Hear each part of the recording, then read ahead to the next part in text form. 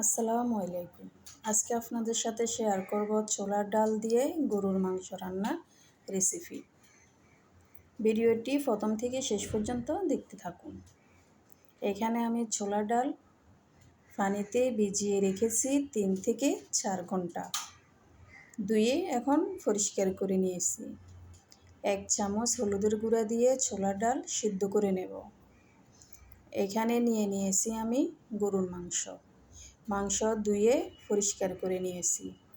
মাংসর টুকরা আমি বেশি বড় ছোট করে নাই, মিডিয়াম সাইজে কেটে নিয়েছি। আপনাদেরকে আমি ভালো করে দেখিয়ে দিচ্ছি, এই সাইজে কেটে নিয়েছি।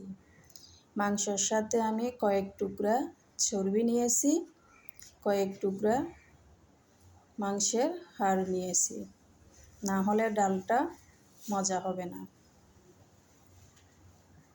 এখন চলে যাব আমি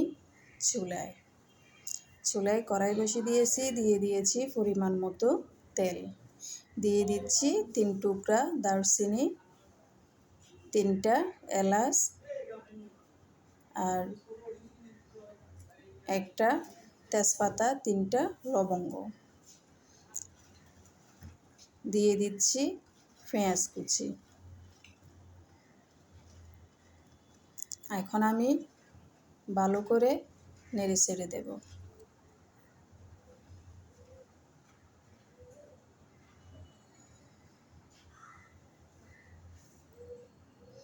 পেঁয়াজের কালার আসলে এখন আমি দিয়ে দেব আদা রসুন পেঁয়াজ বাটা 1 টেবিল চামচ করে, এখানে আমি 3 টেবিল চামচ দিয়েছি। আদা রসুন আমি ভালো করে নেড়ে ছেড়ে কষিয়ে নেব। আদা রসুন কষিয়ে নেওয়া হয়ে গেছে। এখন আমি দিয়ে দিচ্ছি 1.5 চামচ মরিচের গুঁড়া, 1 চামচ হলুদের গুঁড়া, 1 চামচ জিরা গুঁড়া, 1 চামচ ধনিয়া গুঁড়া, 1 চামচ গরম মশলা গুঁড়া।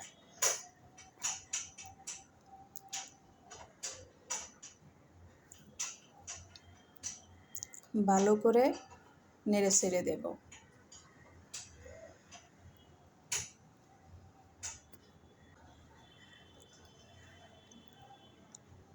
এখন আমি সামান্য একটু পানি দিয়ে মশলা ভালো করে কষিয়ে নেব।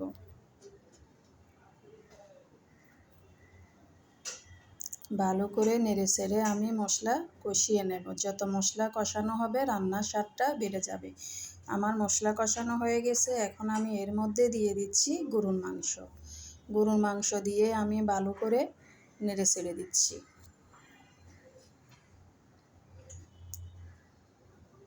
আমি এখন ঢাকনা দিয়ে মাংস কষিয়ে নেব। ঢাকনাটা নিয়ে আমি ভালো করে নেড়ে ছেড়ে দিচ্ছি।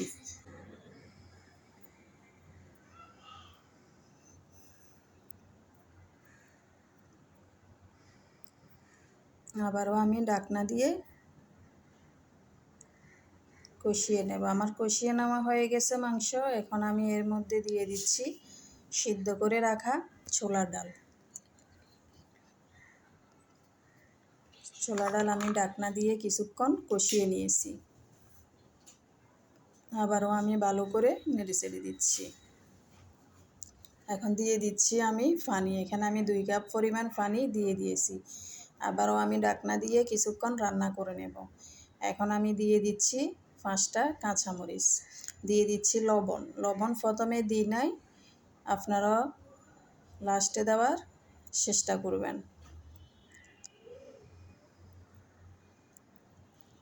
নেড়ে ছেড়ে দিয়ে আবারও আমি ঢাকনা দিয়ে ঢেকে দিচ্ছি। আমার ডাল রান্নাটা হয়ে গেছে, দেখুন কালারটা কত সুন্দর হয়েছে।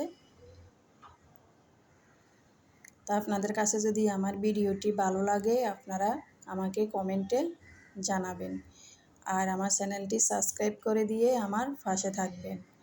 এই ডালটা গরম ভাত অথবা রুটির সাথে খেতে দারুণ লাগবে। তা আপনারা সবাই ভালো থাকবেন, সুস্থ থাকবেন। আপনারা অবশ্যই আমার পাশে থাকবেন। আল্লাহ হাফেজ।